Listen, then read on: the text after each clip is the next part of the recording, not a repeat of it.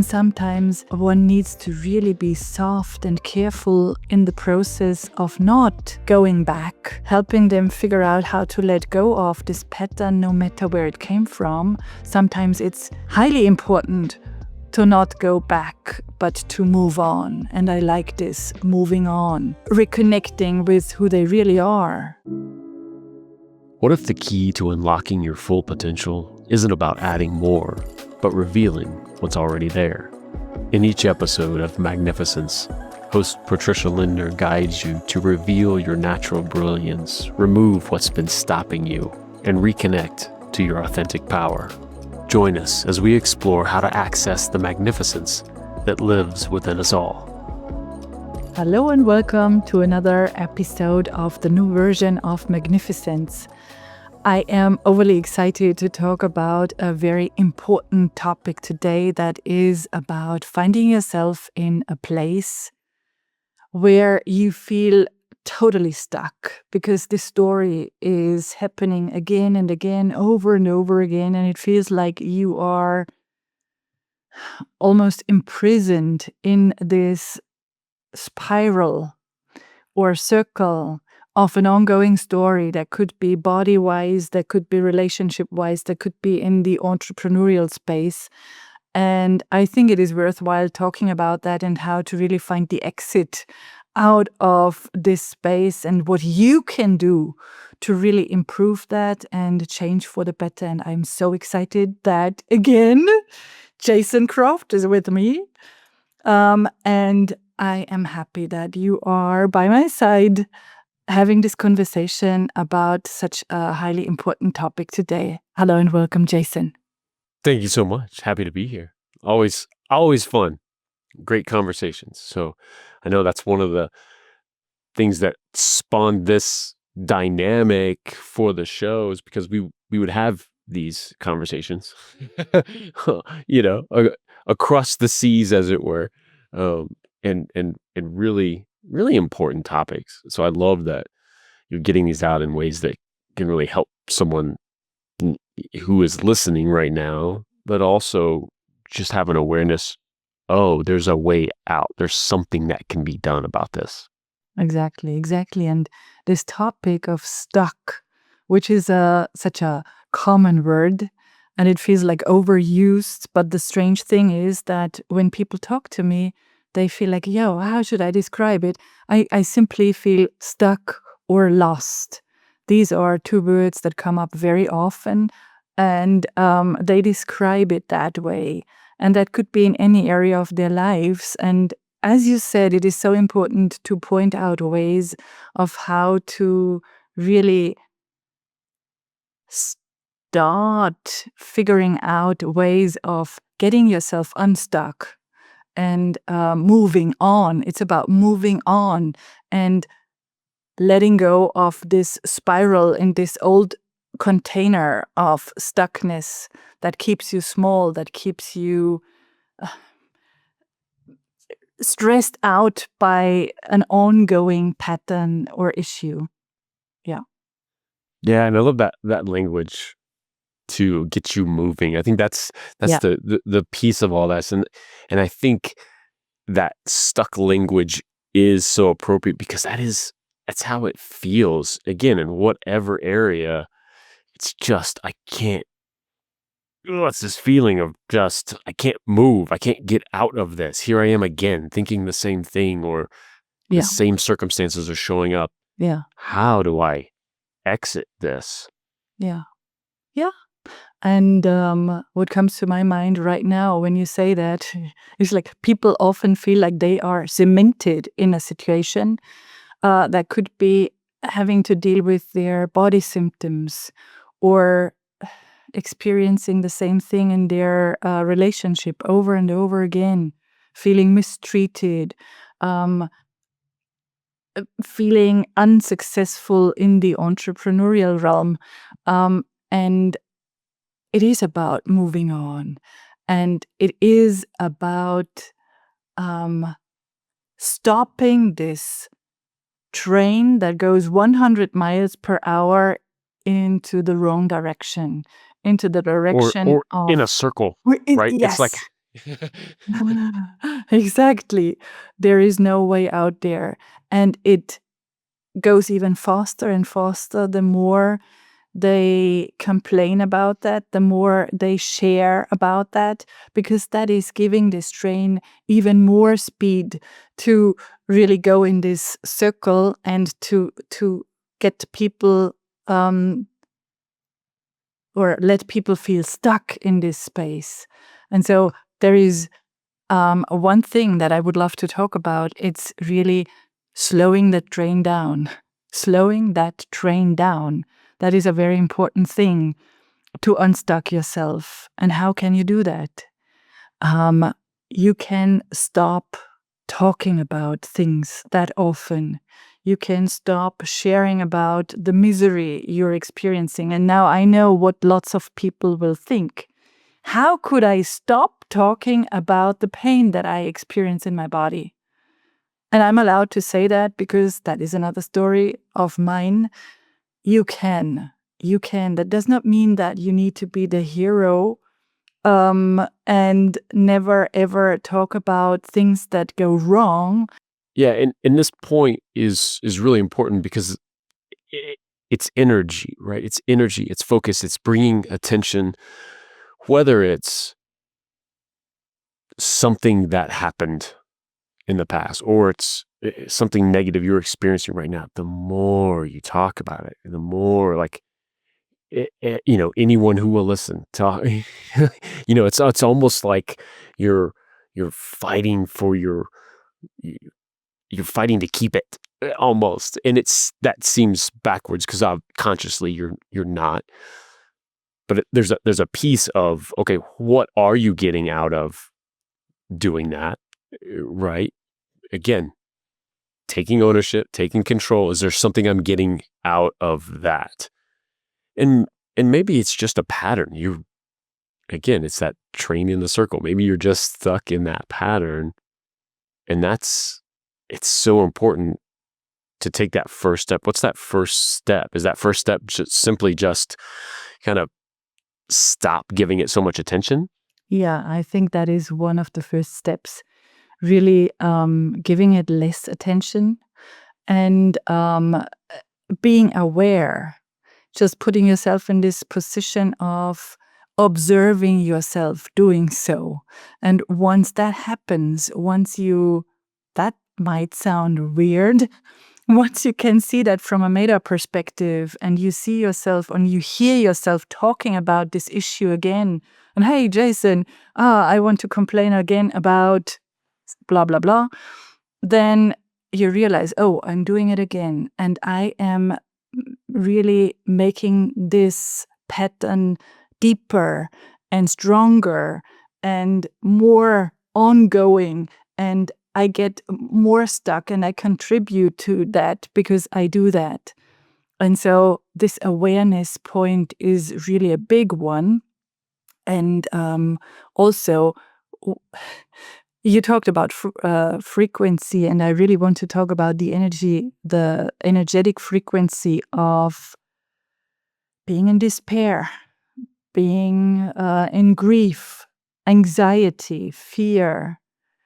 Rage is a bit higher, but those frequencies, sadness, grief, guilt, shame, they are really low frequencies. And when you talk about things that cause you feel fear, shame, guilt, despair, then you vibrate at a very low level, at a very low frequency. And our goal should be to be happy and to really get things going, to being in the flow. And if you want that, you just have to gradually give up this moving in those low frequencies and just take it one step at a time. And if you feel anger, that's amazing, because anger is something that is active. That's not like sadness or, oh, I'm so ashamed. And then you move on and move on and you move on. And once you reach a frequency of, so it's in hertz, 400 hertz, that's amazing. There is this hope and bliss and excitement, then things move, and you can see and feel and sense that when I talk about it.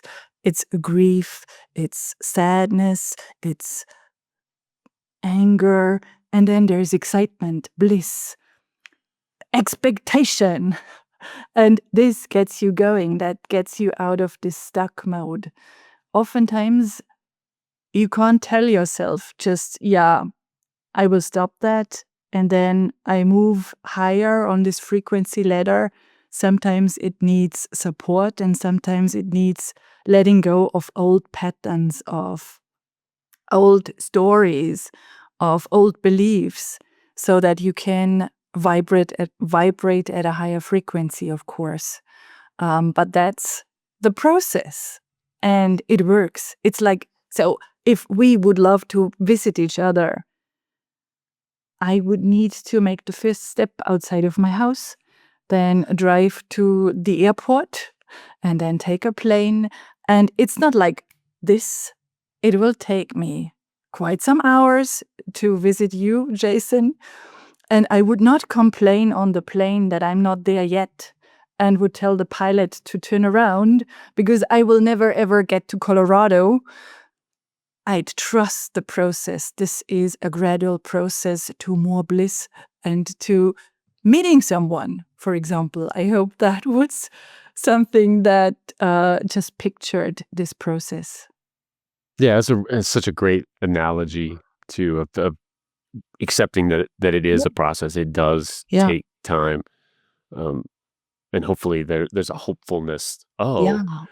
There's actually a plane. It's possible, to even know that and then take those steps towards it. I'm curious because I've experienced this a lot in areas, and that awareness piece comes in. Certainly, you're spot on with that, because I would hear myself saying the same thing over and over again, not because I wanted to even say it, because someone's asked me, hey, how is this going? And that feeling, you talk about low frequency, that feeling of like I am exhausted by my own words saying this same thing again and again. I'm sickened by this. And that's a good place to start, right? Like you said, like getting frustrated with it first, and to get out of it. I'm curious to know your insights on this aspect, because with all of this, right? I mean, even bigger than the topic we're talking about today, this idea of getting better, right? Personal development, introspection, all of it. There's a piece of, why is this happening? Why am I stuck here? Why am I in this loop? And trying to figure that out. And I think there's value in that to a point. And then it becomes just one more thing you're spiraling in. I know for me, I love that I spent time and, why is this? This is interesting. Why is this pattern? But at one point, again, that exhaustion, I am just sick of this. I don't care anymore. Why? I got to do something different and take some action. Where do you see that balance for yourself, for your clients, for anyone, and trying to diagnose a little bit, hey, maybe where this came from, and then, hey, it doesn't matter. Here's how we move forward. Is there a ratio or? Mhm. Yeah, thank you for asking that. Sometimes it really doesn't matter. And I just think of a client I worked with 2 days ago, and she was caught in this space of constantly feeling like not being good enough. That got her stuck in this pattern of undervaluing her services as a lawyer. And that made her really blame herself for being so stupid and stuff like that. And I did not want to go to the origin because she was really in a depressed state. And so, as you ask me, is there a balance? Sometimes it's not important to go to a place and maybe re-traumatize someone. Sometimes you can do it in a very elegant way and figure out what's going on without going back to the root cause or to a perpetrator or something that happened to someone. And you can do that with several things, like there is logosynthesis, just to name one of the processes that I offer. And people will feel an instant relief of what they first of all told themselves. And then it's like, oh, I can recall that, but it's gone somehow. And I feel much freer and I don't feel that stuck anymore. Sometimes it's highly important to figure out why they feel imprisoned in a certain pattern and what keeps them from getting out of this, I want to call it container, because sometimes this narrow, really small container feels familiar.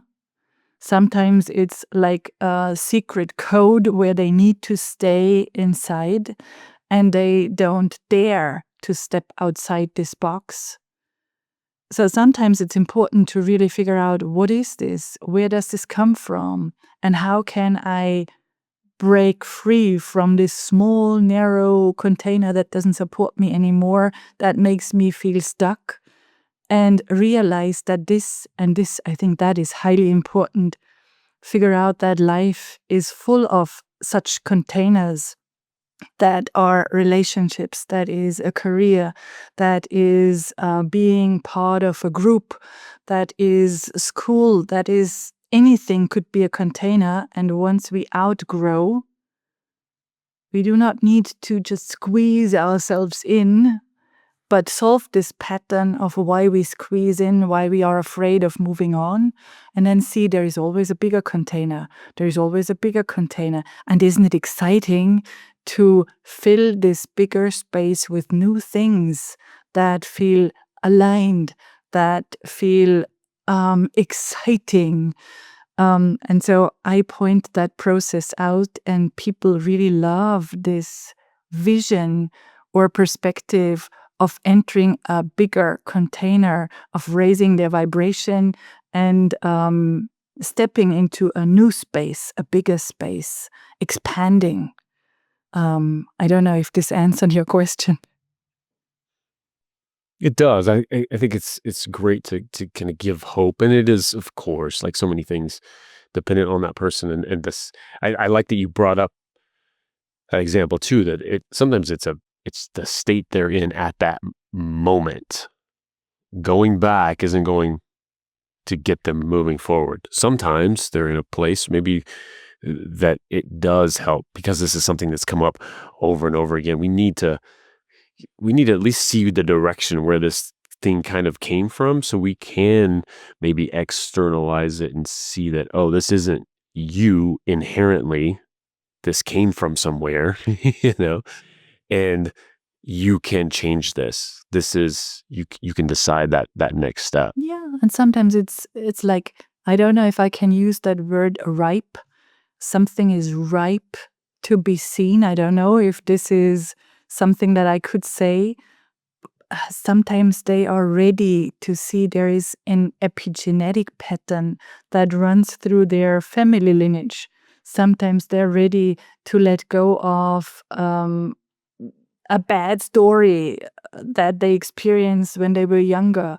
And sometimes one needs to really be soft and careful in the process of not going back, but just helping them figure out how to let go of this pattern, no matter where it came from. Sometimes it's highly important to not go back, but to move on. And I like this moving on and reconnecting with who they really are process.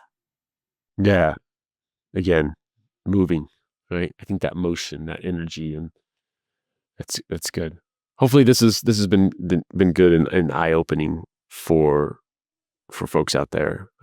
I love this because this is it's important. This affects it affects everyone to some degree or another, but it also affects so many areas of your life, not just in those containers like you mentioned, but that ripple effect, how you relate to your kids, to your coworkers, to the person you see on the street. Like, you show up differently as you get out of these lower frequencies and into those higher frequencies. And it's nothing short of changing the world, right? When we can all move up in those frequencies. And when things are not stuck, but in the flow, you will feel happy, you will feel healthy, you will feel abundant.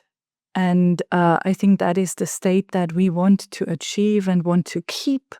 And I think the most important message to wrap this conversation up is you can do everything about that, because you can figure out your innate brilliance. You can let go of everything that keeps you stuck, and you can reconnect to who you really are, no matter what area you feel imprisoned in, stuck in, or going in those circles. You can do that, I'm so sure. And I'm so excited that we had this conversation, Jason, and I'm so happy that you listened to our deep and meaningful conversation today. Thank you, Jason, for being here and having this conversation with me again. Absolutely. Happy to be here. Thank you for joining us for another episode of Magnificence. Remember, your path to success isn't about discovering something new. It's about revealing the power you already possess. If you're ready to take the next step in uncovering your own magnificence, schedule an illumination call at patricialindner.com. Make sure to subscribe to the show and join us next time as we continue exploring practical ways to unlock your natural brilliance. Until then, trust that your magnificence is already within you, ready to shine through.